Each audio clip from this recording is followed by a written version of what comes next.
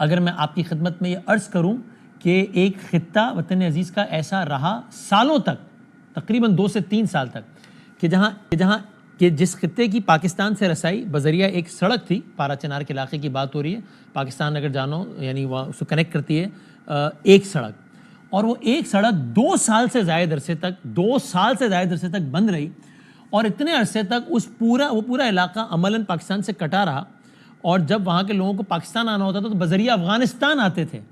تو کیا آپ یقین کریں گے، کر لیجئے، یہ ایسا ہی معاملہ رہا آج سے کچھ سالوں پہلے۔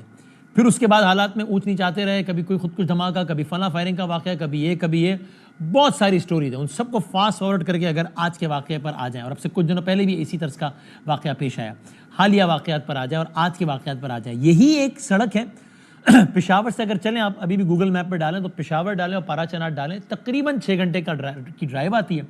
تقریباً 250 کلومیٹر کا رستہ ہے۔ یہ پشاور سے چلیں، پارا چنار ہے۔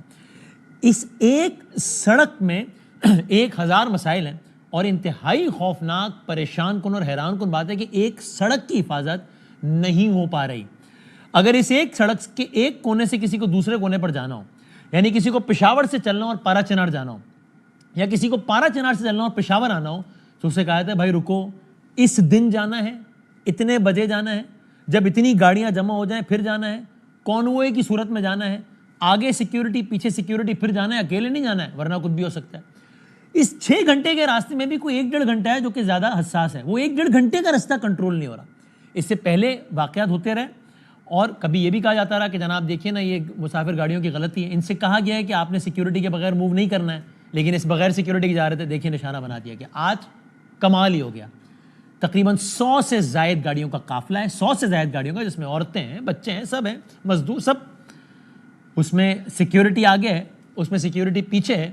کانوے کی صورت میں راستے میں یہ جا رہا ہے پورے کا پورا قافلہ۔ ایک مقام پہ اس قافلے پہ فائرنگ ہوتی ہے،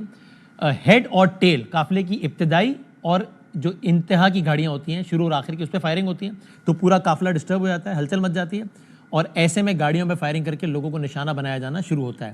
کچھ گاڑیاں زد میں آ جاتی ہیں، کچھ ظاہر ہلچل مچ جاتی ہے، آگے نکل جاتی ہیں۔ ایک آگے جا کے دوسرے مقام پر پھر لوگ بیٹھے ہوتے ہیں، اور یہ کوئی ایسا نہیں ہے، اگر آپ ذہن میں نقشہ کچھ ایسا ہو کہ بہت ہی کوئی پہاڑ، جنگل، ویران، سنسان کے اچانک کہیں آگے، نہیں، ویسا ایسا علاقہ نہیں ہے، نیم شہری علاقے، نیم آبادی والے علاقوں کی بات ہو رہی ہے۔ تو دوسرے مقام پہ پھر انٹرسیپٹ کیا جاتا ہے قافلے کو، پھر کچھ گاڑیاں فائرنگ کی زد میں آ جاتی ہیں، پھر کچھ گاڑیاں آگے نکل جاتی ہیں۔ جب وہ آگے نکلتی ہیں، کوئی فلمی منظر نہیں بتا رہا میں آپ کو، تو ایک تیسرے مقام پہ پھر انٹرسیپٹ کیا جاتا ہے، اور پھر فائرنگ ہوتی ہے، اور پھر لوگوں کو مارا جاتا ہے۔ آج اس واقعے میں 38 افراد کم از کم شہید ہو گئے۔ یہ،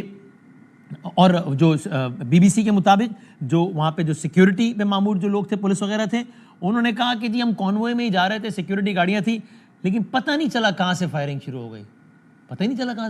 گئی، یہ ان کو وہاں سے۔ اور اس علاقے کی ایک اور اسٹریٹجک حیثیت یوں بھی ہے کہ تینوں طرف سے افغانستان میں گھرا ہوا ہے، کرم کا اور اس کا صدر مقام پارا چنار۔ تو یہ بہت ایک اعتبار سے افسوسناک واقعہ تو ظاہر ہے ہی کہ 38 شہادتیں ہو گئی ہیں کم از کم، لیکن یہ بہت پریشان کن اور خوفناک واقعہ ہے کہ ایک ہی سڑک پہ، ایک ہی پیٹرن کے ساتھ، اس سڑک کے بھی ایک مخصوص حصے میں تواتر کے ساتھ واقعات پیش آ رہے ہیں، یعنی کہ پریڈکٹیبل ہے کہ یہاں پہ واقعہ پیش آ سکتا ہے، اور پھر بھی نہیں رک پا رہے واقعات، پھر بھی نہیں روک پا رہی حکومت اور ریاستی واقعات۔ یہ بہت خوفناک بات ہے۔ سیاسی اور سارے معاملات بہت اہم ہیں، اللہ نہ کرے مطلب یہ نہ ہو کہ بس سیاست کے پیچھے اس طرح کسی، مجھے کہہ لینے دیجئے، کسی ترقی یافتہ ملک میں اس طرح 38 جانوروں کے ساتھ کچھ ہو جائے تو ہیڈ لائن بن جائے، یہاں 38 انسان مار دیے گئے، اور یہ واقعہ پہلا نہیں ہے۔ اور عامر مغل صاحب PTI کی سینئر رہنما کہتے ہیں اس کا رنگ فرقہ وارانہ بھی اس پہ غالب ہے۔